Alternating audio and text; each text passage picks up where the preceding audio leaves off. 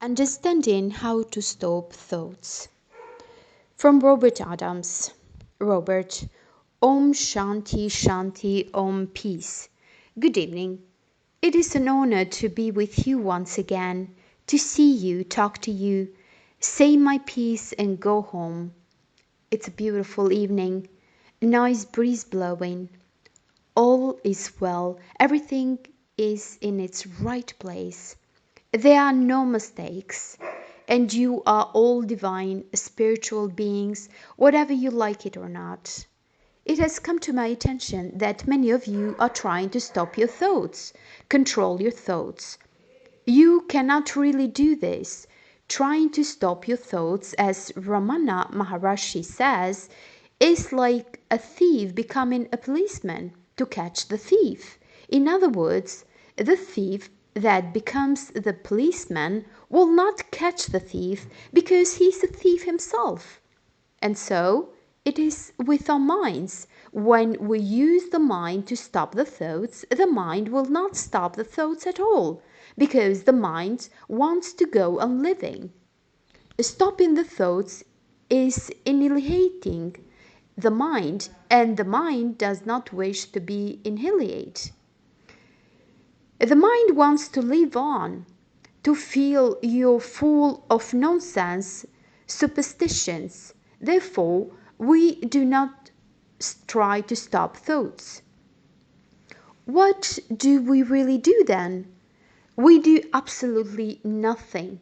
There's really nothing you have to do to make the thoughts chase. Always remember, when you do things according to sadhanas, you've learned the spiritual exercise, you practiced the meditation, the yoga. This will make you free for a couple of moments, and then the thoughts will come back to you with full force, knocking you over. You cannot stop the thoughts. You cannot stop the mind or control the mind with spiritual practice. Again, you cause the thought to chase by doing absolutely nothing, by being yourself. In all the scriptures we read, unless the mind stops spinning, there will be no realization, no liberation. Only when the mind stops, the thoughts chase to be, is there a liberation. Yet, we use the words to stop the mind, to stop the thoughts. This is sort of misnomer, for again, you have to use the mind to stop the thoughts, and the mind does not want to do this. It does not wish to chase thinking. Yet, by chasing to think, you do acquire unalloyed happiness, infinite peace, divine bliss. When the thoughts do stop, these verities come forward and you become free. You do not want to watch the thoughts, analyze the thoughts, by the witness to the thoughts, or observe the thoughts in any way whatsoever. All of these symptoms simply make the mind stronger, really. Most of you have tried to stop your thoughts with various methods like these for many years. And if you look back in retrospective, you will see it made the mind stronger. It causes the mind to have more power. Thought hit from all directions. This means we do not wish to use any methods whatsoever to stop thoughts. Yet the thoughts have to be stopped. They have to chase. By doing absolutely nothing, the mind will begin to slow down. When you think you have to watch your thoughts, observe your thoughts, you're saying to yourself, I'm going to observe my thoughts, I'm going to watch my thoughts. You're using mind energy to do this, aren't you? You're using energy to stop the thoughts, and you never do it this way. But again, if you do absolutely nothing, You just sit there doing nothing and thoughts will get weaker. Now, really, no sage on this earth or anywhere else really stop the thoughts. As long as you see a body and you call that body the sage, there will be always be some sort of thinking in that body, some sort of thoughts. For instance, I can be sitting here and I'll say to myself, like, when I go home, I'm going to eat a dish of ice cream. This is a thought, but what happens when I say it and what happens when you say it? Okay, when I say it, when I think it is similar to a burned robe. A burned robe may appear to be strong, but when you pick it up, it turns to ashes. It burns, and there is nothing there. When you say it, it is like a real robe that is not burned. You give it energy, you give it power. Again, when the sage thinks of something, it is like a fan that has been pulled out the socket. It's still turning, but there's no power. The power is dead. The power has been cut off. In other words, the thoughts of the saint are dead. The thoughts of the sage have no power whatsoever. This is why it is said, a sage does not think, a sage has no thoughts. What it really means is that the sage's thoughts are dead. When the thoughts are dead, you live in absolute reality. You live in pure awareness. When the thoughts are dead, you live in Satchitanta, Nanda, in Nirvana. So, what are you to do to also chase the thinking so the thought can become dead? You simply do not attach yourself to the thoughts. By not attaching yourself to the thought, by not reacting to the thought, by not responding to the thought, they lose their power and begin to fade away. You do not give it any energy. You do not give it any power. Do not say to yourself, I have to stop my thoughts. Do nothing like this. Just slow down, slow down. Let the thoughts do what they may. Allow the thoughts to go their own way. Do nothing with your thoughts. Do not think about them.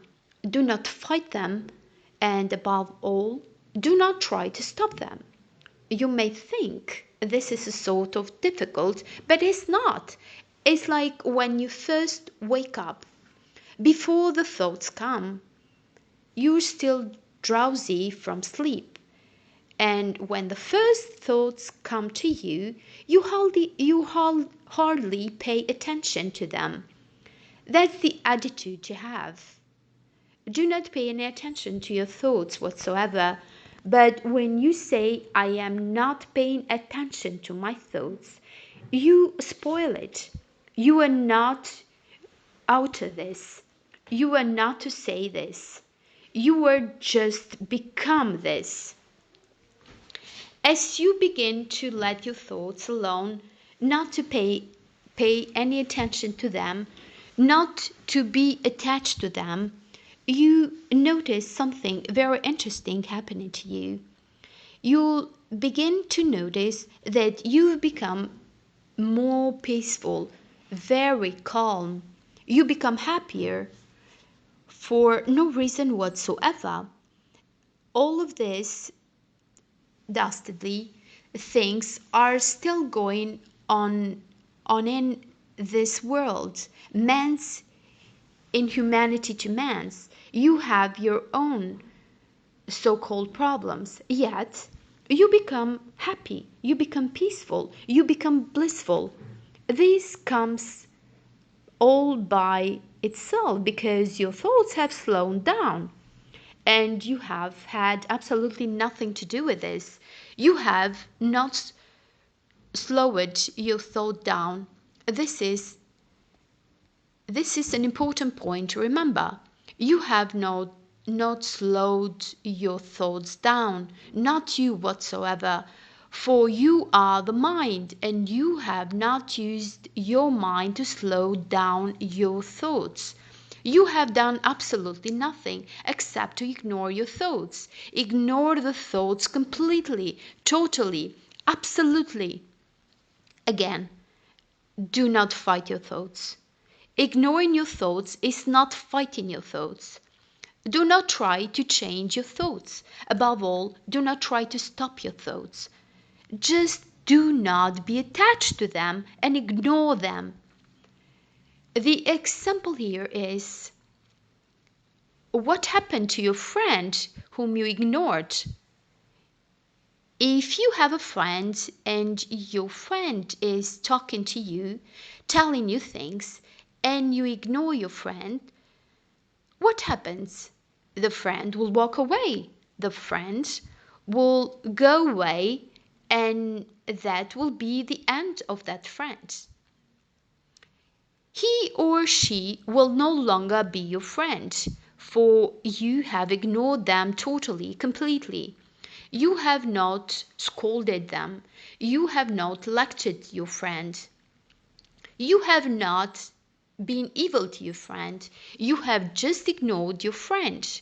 Your friend will back away and go away because your friend gets no response from you whatsoever. This is how you want to treat your thoughts. Same way. It makes no difference if the thoughts are good or bad. They are both imposters. In reality, there are no good thoughts and there are no bad thoughts. We're trying to replace bad thoughts for good thoughts or good thoughts for bad thoughts.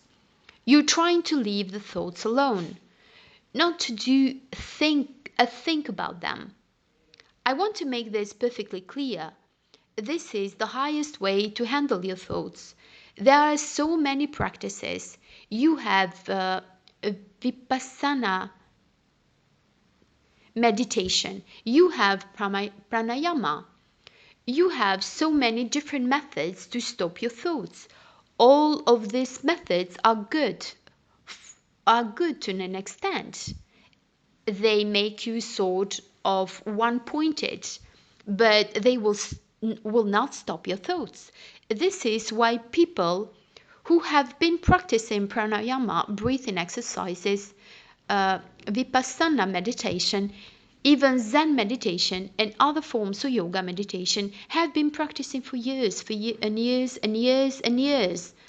Perhaps they have achieved a semblance of peace, but they have not become liberated due to the fact that they are using methods, whether it is a koan or it's watching you breathe or your feeling, or whether it's chasing your thoughts to something positive. Whatever you've been doing, you're using your mind to do it. And your mind will always fool you. It will make you believe you're getting somewhere, you becoming something greater. But it is really the ego. It is the ego that is controlling the mind, and you are the ego trying to control the mind. So again, what do you do to stop the thoughts?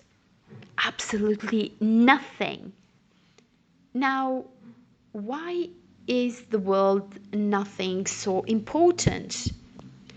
You do absolutely nothing because, in truth, everything is nothing. This is the reason you do nothing to stop your thoughts. In reality, there are no thoughts. There are no one trying to stop them. There's no liberation, there's no bondage, there's nothing. You're using the same nothing to stop your thoughts. Doing nothing because you are nothing. Nothing plus nothing makes nothing. Can't you see why I tell you to do nothing now? Because you're using your real nature when you do nothing. You are yourself. You are the absolute reality when you are nothing. Consequently, when you are doing something to stop your thoughts, you are fooling yourself. Nothing will ever happen. But, like I say, you acquire a little peace. That's it. But by slowing yourself down, seeing nothing, hearing nothing, doing nothing, being nothing, your thoughts will stop completely, totally, absolutely. And I mentioned before, you will feel beautiful, happen, feel beautiful, happiness, peace of mind, bliss. You'll be free. Practice this right now. Allow the thoughts to come wherever they are. Do absolutely nothing. It makes no difference what the thoughts are. Let them come, no matter how much they seem to frighten you, no matter how powerful they appear to be. Let them come. Where do the thoughts come from to begin with? They come from nowhere. They do not come from conscious. They do not come from pure awareness. They do not come from the self. Where do the thoughts come from then? From nowhere. They are an optical illusion. They do not exist. They are like the appearance of the sky on the top of a mountain. The sky appears to be resting on the top of the mountain, but it's an optical illusion. Thoughts do not exist whatsoever. Therefore, you ask yourself, who's thinking? And you will find out the ego is thinking. So here's another point. When the thoughts slow down, so does the ego. The thoughts and the ego are synonymous. As the thoughts slow down, the ego slows down and begins to also disappear with the thoughts. When there are no thoughts, there are no ego.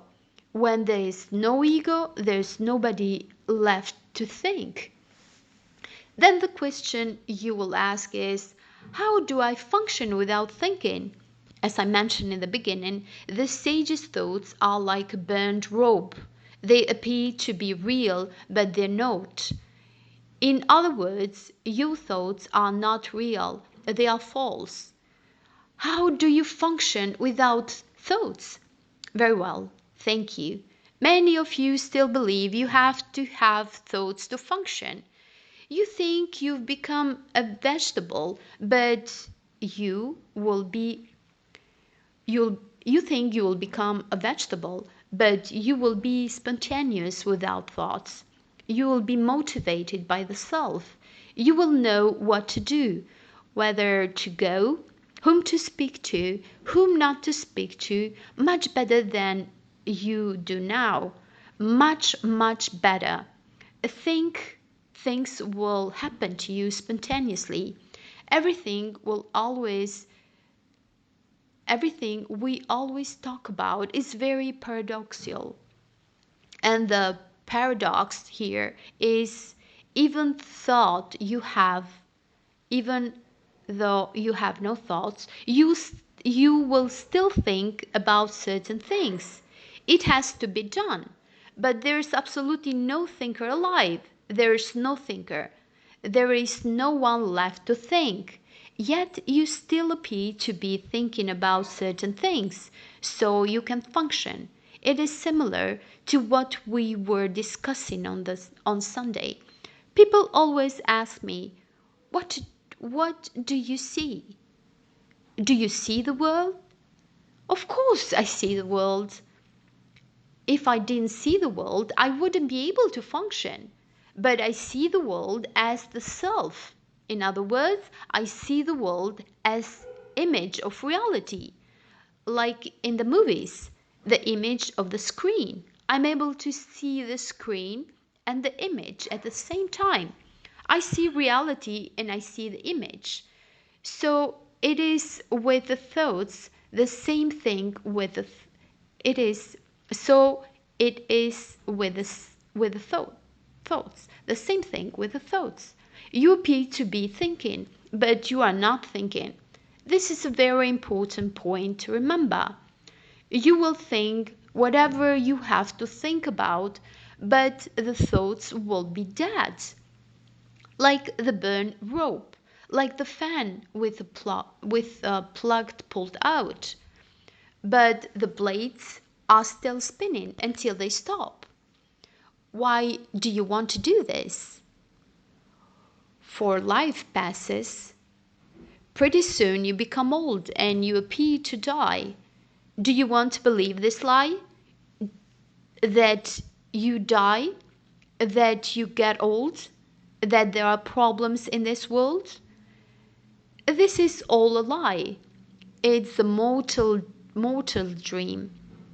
Do not identify with a mortal dream. Know who you are once and for all.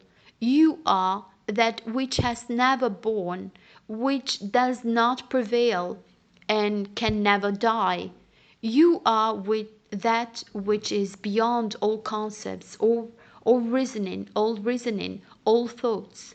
You are that which has always existed as pure awareness.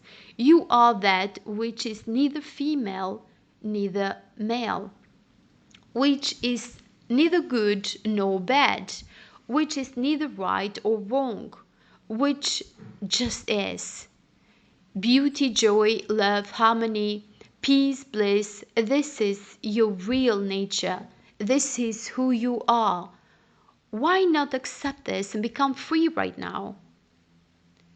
It is it all begins by removing your thoughts.